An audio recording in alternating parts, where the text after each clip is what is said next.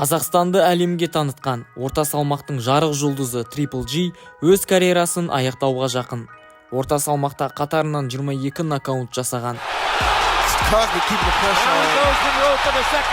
Орта салмақта ең көп титулын қорғаған. WBA middleweight champion. 8 жыл чемпиондығын бермеген Геннадий Геннадьевич Головкин бокс тарихына өшпес әріптермен атын қалдырды. Көп жылдар бойы чемпиондық поястарға иелік етіп қана қоймай, оны қорғау барысында қарсыластарына шанс та қалдырмады.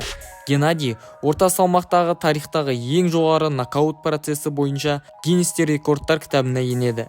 Егер сізді бір клеткаға жолбарыспен қамап қойса, ол клеткадан аман шығуыңыз Геннадиймен бір клеткада қалуыңыздан жоғары. Кәсіби түрде 45, әуесқой түрде 350 жекпе-жек өткізген Triple G бірде-бір рет нокдаун алмаған. Сондықтан оны бокс тарихындағы ең қиын қарсылас деп тануға болады. Бүгінгі видео Головкиннің жеке өмірі, бокстағы жетістіктері мен ауыр нокауттарына толы болмақ. Каналға жазыл, лайк бас. Бұл қолдауын қазақ тілі арнаның дамуына, жаңа видеолар шығаруға септігін тигізеді.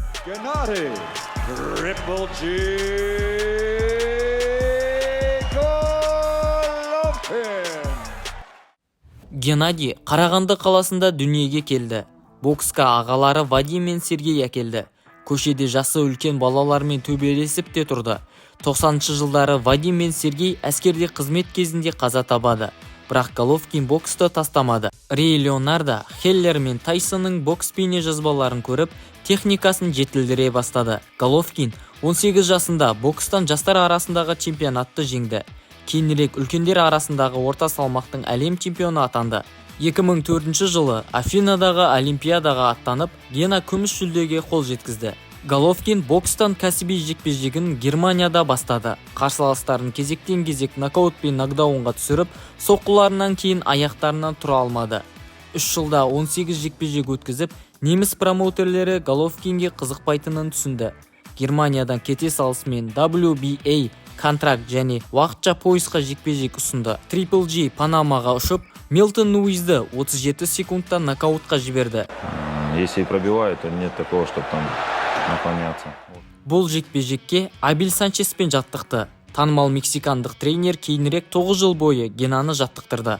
Головкин WBA уақытша поясқа иелік еткісі келмей, нағыз чемпионмен Феликс Штурманмен кездескісі келді. Бірақ бұл неміс Генамен жұдырықтасқысы келмеді және титул организациясы оны қолдады. Головкин Америка медиа алпауыттарының көзіне ілініп, танымал HBO каналында жеңілмеген Дмитрийге қарсы жекпе-жекке шығуы керек еді. Бірақ Дмитрий арқасынан жарақат алып, кейінірек карьерасын аяқтауға тура келді. Оның орнына 28-де 1 көрсеткіші бар Джего Шпроукс ауыстырды. Поляк көп қозғалып, сол қолымен жақсы ударларды жасады. Головкин бұрышта бір соққымен нокдаунға жіберді.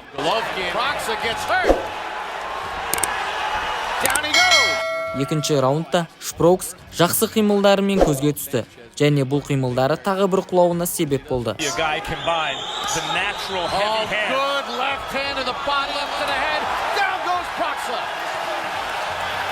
Үшінші нокауттан кейін төреші жекпе-жекке араласты. Головкин Америка жұртшылығына танылып, бір айдан кейін толық әлем чемпионы атанды. Даниэл Дил штурманнан титулын тартып алғаннан кейін Triple G мен жұдырықтасудан бас тартқан еді. Геннадий поясты алғаннан кейін салмақ лидерлері онымен төбелесуден бас тартты.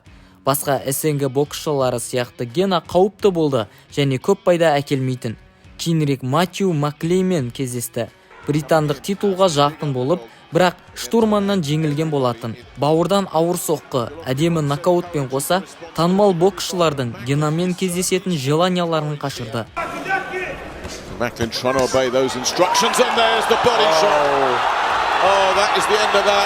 31 жастағы Гена өзінің прайм дәрежесіне жеткендей болды.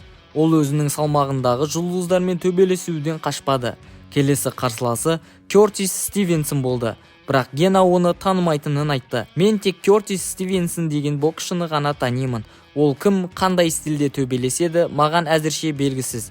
25-те 3 көрсеткіші бар қарсыласы Генаны мыжып кететінін, басынан айыратынын, рингке ойнап шығатынын айтқан болатын.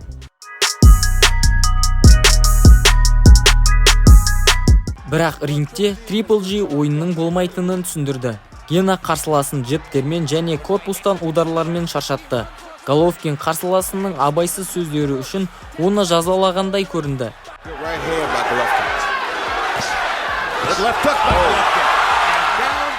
8 раунд бойы 300 удар жеген Стивенс бапкерлері тарапынан жекпе-жектен алынды. Ақыр соңында Головкин мен Дэниел Гилл арасындағы жекпе-жек орын алды. Австриялық 2 поясқа иелік еткен болатын және титулын 12 жекпе-жекте қорғаған болатын. Ол 35 рет жеңіске жетіп, 2 рет қана жеңілген еді. Жекпе-жекте Triple G одан әлде қайда мықты екенін көрсетті. Даниэл аяғына шалынып, раундтың көп бөлігін канатта өткізді.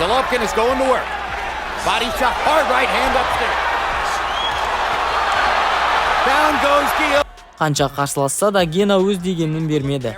Австриялықтың жойқын соққысын бетімен қабылдап, өзінің соққысымен жауап қайтарды. 30-шы жеңісінен кейін уақытша WBC поясы үшін мексикандық Марко Антониомен кездесіп, Гена коронный ударымен сол қолының қандай күшке екенін көрсетті.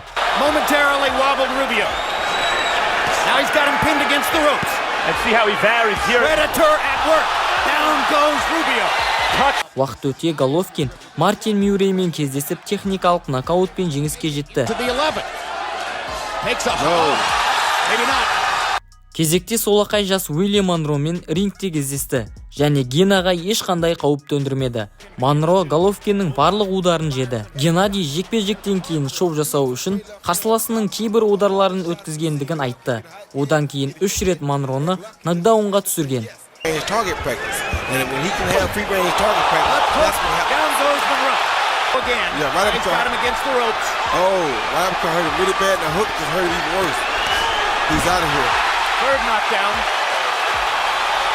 Бойдың Монро үшін қиын болғаны соншалықты 3-ші нокдауннан кейін өзі берілді.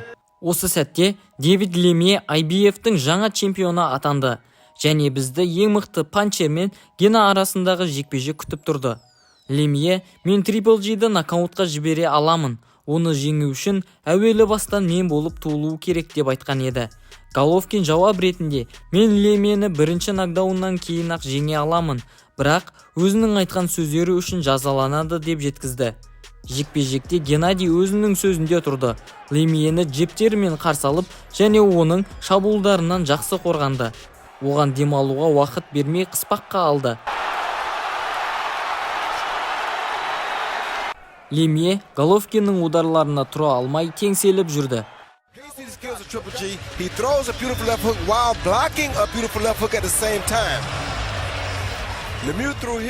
8-ші раундта Головкин бастаған ісін аяқтады.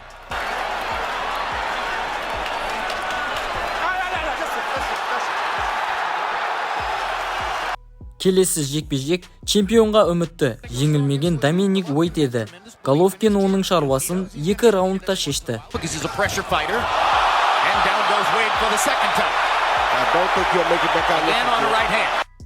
Кейінірек Геннадий жекпе-жексіз WBC титулын алды. Себебі Канело онымен жұдырықтасқысы келмеді. Келесіде Келл Брук Головкинмен жекпе-жек өткізу үшін салмағынан жоғарылады. 36 жекпе-жекте жеңілмеген боксшы Геннадиймен бірдей бокстасты. Джеб және хук соққыларымен қысым көрсетті, бірақ Головкинге қауіп төндірмеді.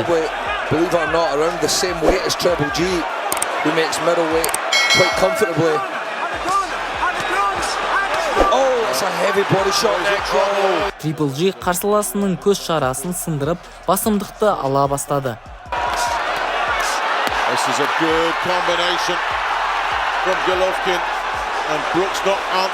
5-ші раундта Бруктың бұрышы ақ орамал тастап, жекпе-жекті тоқтатты.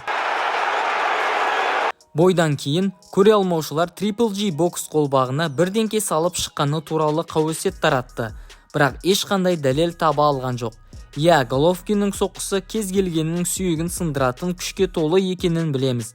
Геннадий орта салмақта қатарынан 23 нокаут жасау арқылы рекорд орнатты.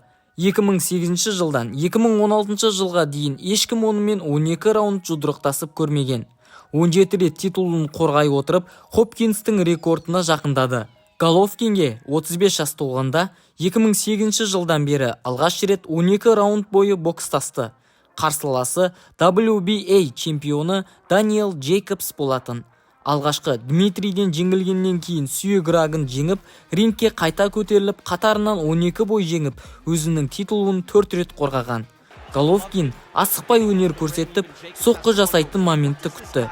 Джейкобс қорғаныста жақсы өнер көрсетіп, контра-атакалармен жауап қайтарып тұрды. Бірақ 4-ші раундта Triple G оны қателігінен ұстады. Nice, Chris. We've had these discussions. Good right hand and down goes Jacobs. Геннадий раундтарды алып отырды. Бірақ та 6-шы раундтан кейін шаршай бастады.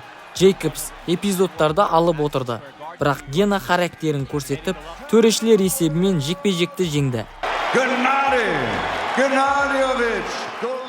2017 жылы барлығы күткен Канелоға қарсы жекпе-жек орын алды.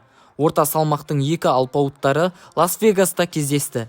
Букмекерлер Головкинді фаворит көрді. Triple G бірінші номермен өнер көрсетті. Канелоға джептер арқылы оң қолымен қосып соққылар жасады. Альварес ашық жекпе-жектен қашып, корпуспен жақсы жұмыс жасады. Көп қозғалып, Генаның соққыларына тойтарыс берді және ауыр контра-атакалармен жауап берді.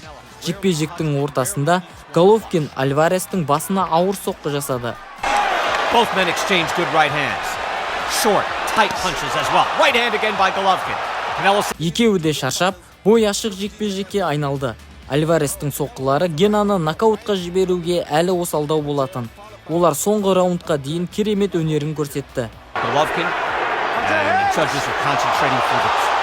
Гена Альварестен ударлар бойынша артық болса да, төрешілер жекпе-жекті тең өтті деген шешімге келді.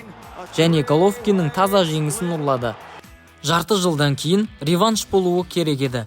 Бірақ Альварестің қанынан допинг табылып, кейінге қалдырылды.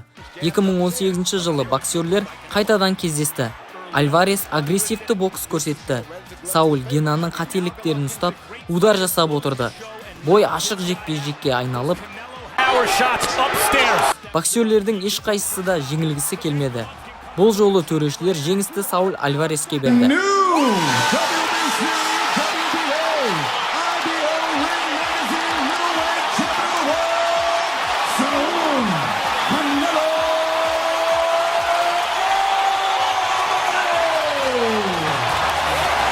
Әрине, Головкиннің карьерасына қазіргі бокстың көп проблемалары әсерін тигізді. Және әділетсіздіктен карьерасының басты жекпе-жегінде жеңілді. Бірақ та ол 21 ғасырдың ең мықты нокаутшыларының қатарына кіреді. Және орта салмақтың ең мықты боксшыларының ортасынан орын алады. Гена қазақтың басына қонған бақ құстарының бірі. Бізді 6-7-де оятып алатын тек Генаның жекпе-жектері еді. Генаны Канело жеңген жоқ. Генаны тек уақыт жеңді.